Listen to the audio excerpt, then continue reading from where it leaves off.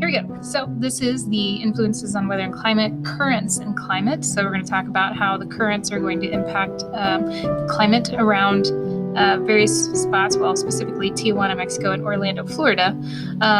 The two places have been plotted for you. We've got Tijuana at 32 degrees north and 28 degrees north for Orlando. So Orlando is just a little bit closer to the equator. So here's our learning goal. Students will plan and investigate the effect of ocean currents on climate by comparing the average climate data of two land masses. Then we'll go down here. You're going to click on the first one for Orlando. We're looking at the high temperatures and in Fahrenheit.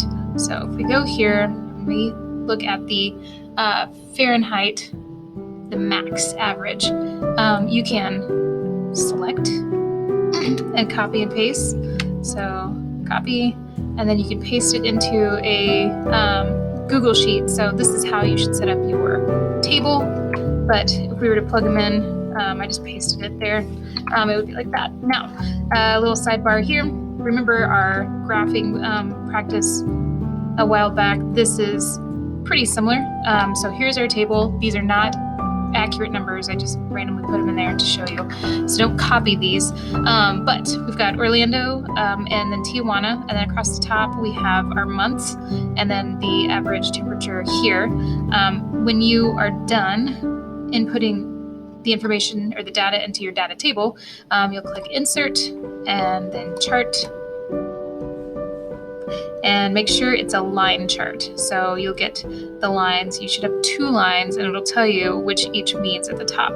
Then you'll put in the information for your titles. So you can double click this and customize. Go to the charts and access titles. The chart title, this is one at the top.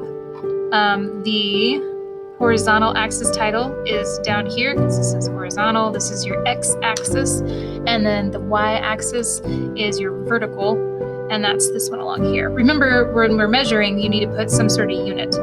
This is in degrees Fahrenheit. All right. So you'll do the same thing for the second section. So after you get your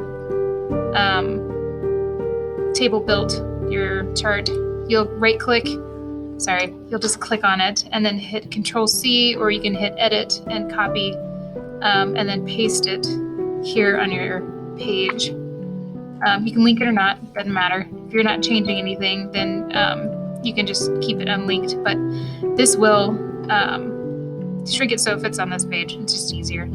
Don't forget there's the formula for your title here. So the DV versus the IV. So average high temperature for Orlando and Tijuana. We have our average temperature month. Now, the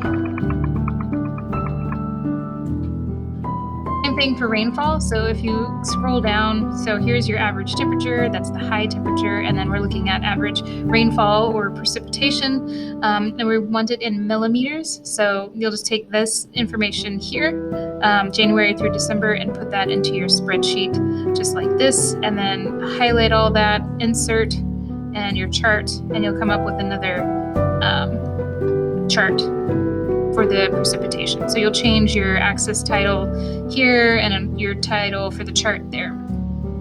You'll paste it here, and then you'll answer these questions here. That is all.